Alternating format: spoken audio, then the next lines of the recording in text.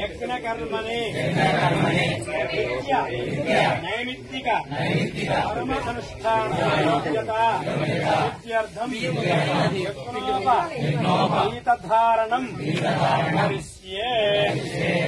నేను యజ్ఞోపేతం ఉన్న వాళ్ళు పర్వాలేదు, లేని వాళ్ళని ఫలం తీసుకోవాలా.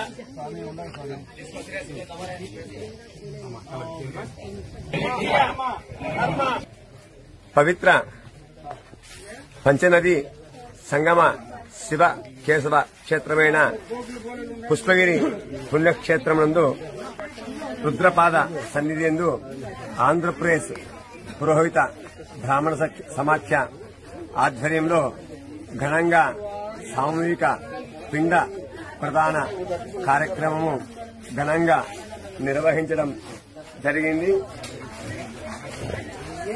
ఈ ఆంధ్రప్రదేశ్ పురోహిత బ్రాహ్మణ సమాఖ్య ఆధ్వర్యంలో గత 5 సంవత్సరములుగా ఎటువంటి ప్రతిఫలాభ లక్ష్య లేకుండా అందరికీ భోజన వసతితో పూజా సామగ్రితో సమర్పించి ఈ పురోహిత సమాఖ్య బ్రహ్మశ్రీ వారణాసి ప్రసాద్ శర్మ ఆచార్యత్వమున బ్రహ్మశ్రీ వారణాసి శ్రీధర్ శర్మ ఆధ్వర్యమున పురోహిత సమాఖ్య సభ్యులు బ్రహ్మశ్రీ చంద్రమౌళి శర్మ గారు, జగదీష్ అరయూర్ గారు, నరసింహ భట్టర్ గారు, శ్రీ విజయభాస్కర్ శర్మ గారు, శ్రీ మాడుగుల శివపణి శర్మ గారు ఈ యొక్క కార్యక్రమంలో పాల్గొన్నారు. మనకు భాద్రపద శుద్ధ పౌర్ణమి నుంచి భాద్రపద అమావాస్య వరకు పితృ సంబంధమైనటువంటి పుణ్యతిథులు.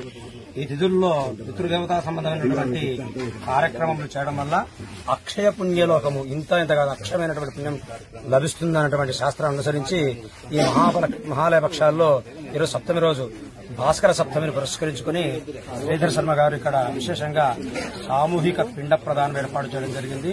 అది కూడా రుద్ర పాద సన్నిధిలో. మనకు ఈ క్షేత్ర పురాణం అనుసరించి విష్ణుపాదము రుద్రపాదం రెండూ ఉన్నాయి. కాబట్టి ఈ రెండు ఉన్న చోటైనటువంటి ఈ చోట, అలాగే హరిహర క్షేత్రమైనటువంటి చోట ఇక్కడ పినాకిని నది, పెన్నా నది దక్షిణ వైపుగా ప్రవహిస్తుండడం వల్ల ఇది దక్షిణ కాశీతో సమానమని హరిహర క్షేత్రము ఇన్ని విశేషమైనటువంటి